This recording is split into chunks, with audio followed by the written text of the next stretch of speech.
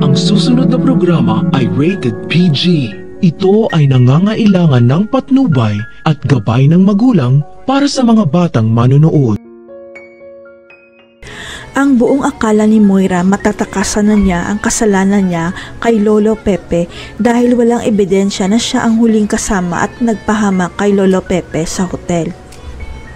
Tinodo na ni Moira ang kasamaan niya dahil pinukpok niya sa ulo si Lolo Pepe gamit ang bote para hindi siya ipakulong sa kasong adultery kung wala na si Lolo Pepe.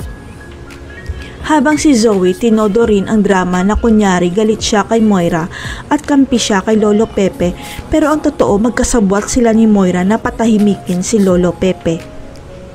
Ang hindi alam ng dalawa, naghihintay lang sa labas ang driver ni Lolo Pepe at bago makipagkita si Lolo Pepe kay Moira, may binili na ito sa driver niya kung hindi siya makabalik.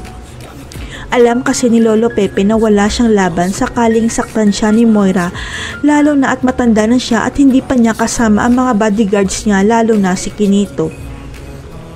Pero nakipagkita pa rin si Lolo Pepe kay Moira dahil hindi na siya makapaghintay na kumprontahin si Moira tungkol sa DNA test na hindi totoong anak ni Ubeng, si Zoe. Abot langit ang galit ni Lolo Pepe dahil matagal na palang niloloko ni Moira si Ubeng dahil napilitan si Ubeng na pakasalan si Moira noon dahil siya daw ang ama ng dinadala niya. Nag-alala naman ang driver ni Lolo Pepe dahil hindi pa nakakabalik ang boss niya, kaya tumawag siya kay Giselle para sabihin na nakipagkita si Lolo Pepe kay Moira. Kaya nagtaka si Giselle kung bakit nakipagkita ang papa niya kay Moira at sinabi ng driver na para kumprontahin dahil hindi nagmatch ang DNA ni Zoe kay Lolo Pepe. Ang bilin kasi ni Lolo Pepe sa driver na tawagan si Giselle para sabihin na pinuntahan niya si Moira sa hotel dahil nabisto ni Lolo Pepe na hindi nila totoong kadugo si Zoe.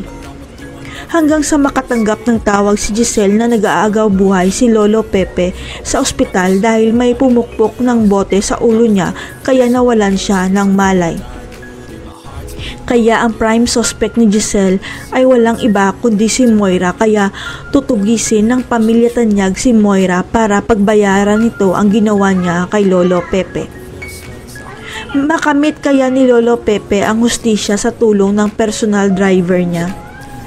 Si Giselle naman kaya ang susunod na mapapahamak dahil kay Moira at Zoe? Abangan.